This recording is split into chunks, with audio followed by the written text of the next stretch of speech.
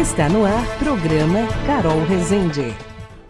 Muito boa tarde, meu Brasil. Boa tarde, França. Bonjour a tous e a todos. Eu espero que vous allez bien. Good morning. Aí nos Estados Unidos. Hoje, neste domingo especial, gente, não se fala em outra coisa no Brasil e no estado do Pará se não for sobre a política.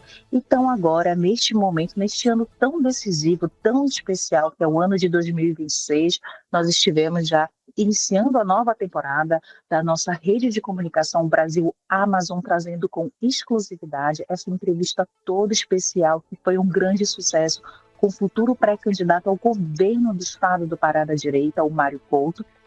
E agora, nesse momento, gente, depois de muita expectativa e especulações, eu sei que todo mundo está super curioso aí para saber quem vai ser essa chapa que se pretende se colocar aí no contraponto daquilo que nós já estamos vivendo há tantos anos no estado do Pará e ainda não há, de fato, uma real mudança. Eu falo agora diretamente dos Estados Unidos com ele, com Matheus Ferraz. Matheus, ele é médico, ele é empresário do agronegócio, empresário também do ramo fitness de academias nos Estados Unidos. Ele possui um nome muito forte no nosso estado e se coloca à disposição, principalmente dos eleitores que se identificam como uma base da direita conservadora no nosso estado. Nós sabemos que, infelizmente, houve uma deturpação muito grande com relação à imagem das pessoas no Brasil que se propõem a ser de direita, conservadores. Infelizmente, sabemos que somos muito, muito atacados, mas nós somos, como eu estava aqui conversando com o Matheus nos bastidores, nós somos um povo muito resiliente e forte, e principalmente muito corajoso. Ele que possui negócios em Marabá, ele também que trabalha no ramo da agropecuária e silvicultura. Mas mais do que isso, agora a gente vai conhecer quem é o Matheus Ferraz político. Por isso eu quero aqui desejar uma excelente tarde a você, Matheus. Muito obrigada pela oportunidade. Sei que você é um homem muito ocupado, mas aqui abriu um espaço para que a gente possa mostrar para o nosso público, para os nossos ouvintes, os nossos telespectadores, para toda a comunidade paraense, seja residente no Brasil ou no exterior, porque tem muito paraense também no exterior, para conhecer aqui este grande homem que é o Matheus Ferraz. Seja bem-vindo, querido. Em primeiro lugar, muitíssimo obrigado a vocês da Amazon Brasil, Carol, o Taylor também, que está aí participando desse processo de entrevista. E, bem, com uma apresentação como essa, o que eu posso dizer mais, né? Me encheu de adjetivos bons e tudo. Mas, assim, eu sou, né, um empresário, como a Carol já mencionou, do ramo do agronegócio, também sou médico, tenho empresas nos Estados Unidos e no Brasil. No Pará, especificamente, há 25 anos que eu invisto nesse estado que é de coração o meu estado. Amo de coração o estado do Pará e assim vejo, ao longo desses 25 anos, Carol, e todos mais que estão assistindo essa entrevista, a gente precisa de mudanças sérias para o nosso estado. Eu não admito ver o estado do Pará, que é riquíssimo, eu diria até o mais rico em recursos naturais, estar na situação que ele se encontra hoje.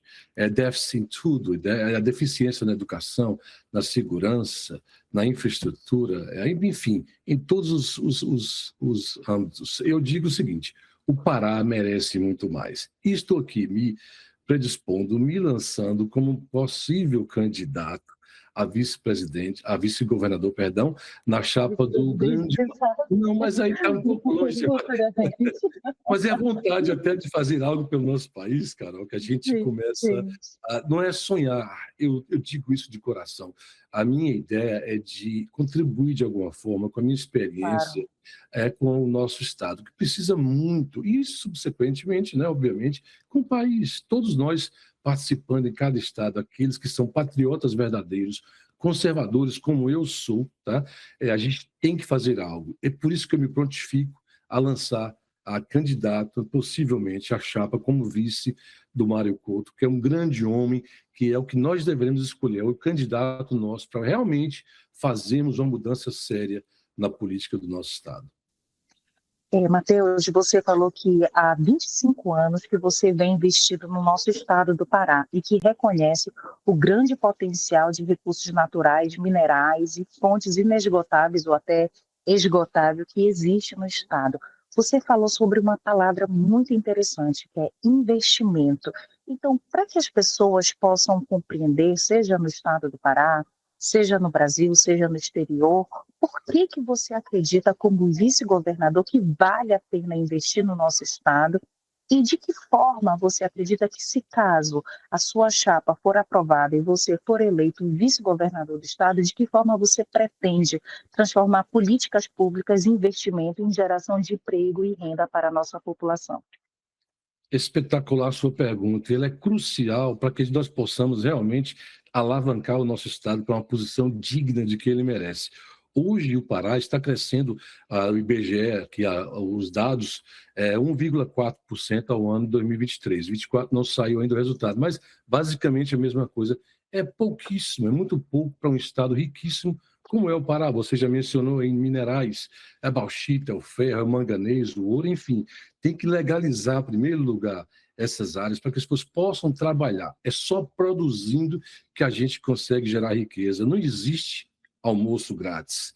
Temos que facilitar para que o empresariado invista no nosso Estado, explore os recursos naturais que a gente tem de forma correta, sem esquecer as questões ambientais, legais, enfim, empregatícias, enfim, e gerar emprego, porque o país só vai crescer, claro, o nosso Estado e o país, se nós tivermos o empresariado do nosso lado, investindo, criando, gerando emprego e gerando riqueza para o nosso Estado.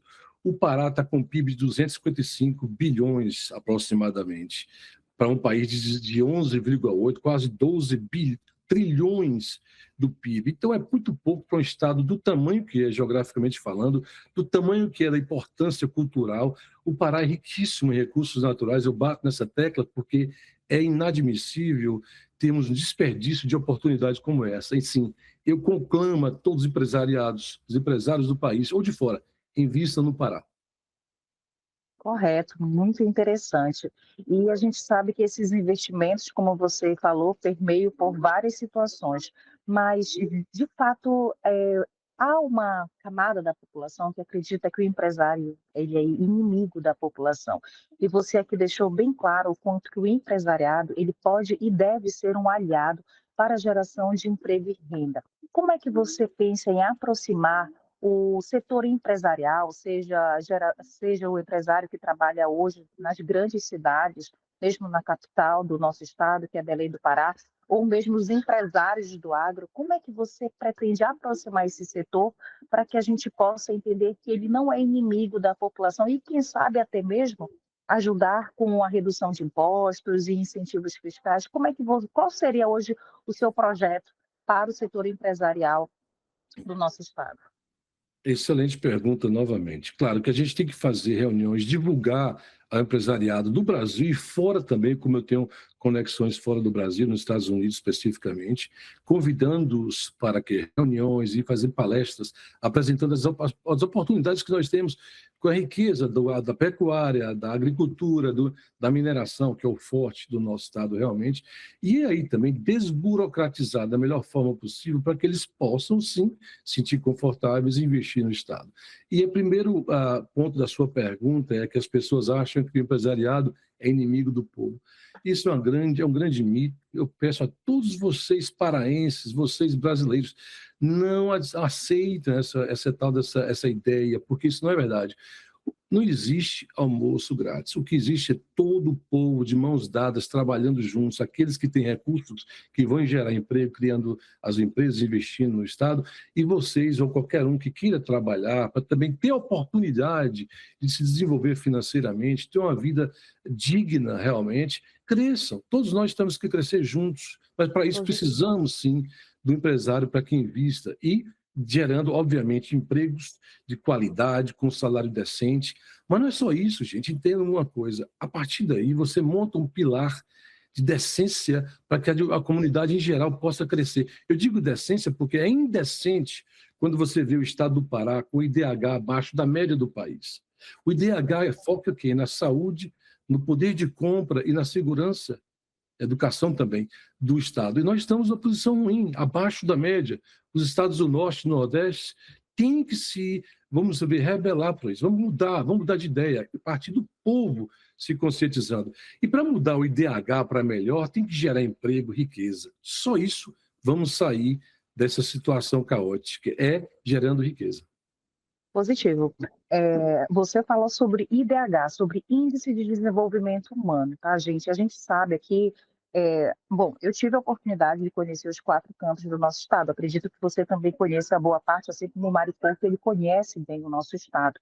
Mas o que é interessante é que muitas pessoas não sabem, que moram fora do nosso estado do Pará, em outras regiões do Brasil, até no exterior, que o estado do Pará é um estado que eu digo, em extensão territorial, é do tamanho da Angola, um estado que é o tamanho de um país, que nós vivemos num estado de extremas desigualdades sociais e econômicas, a realidade cultural, intelectual, financeira, por exemplo, que você vai encontrar em grandes cidades como Belém, Marabá, Redenção, Santarém, que são cidades polos, é totalmente diferente, por exemplo, de cidades do interior do Nordeste paraense, ou até mesmo de cidades-ilhas no arquipélago do Marajó, aonde já fomos até manchete internacional, como, por exemplo, a cidade do Melgaço, um dos mais baixos índices de desenvolvimento humano.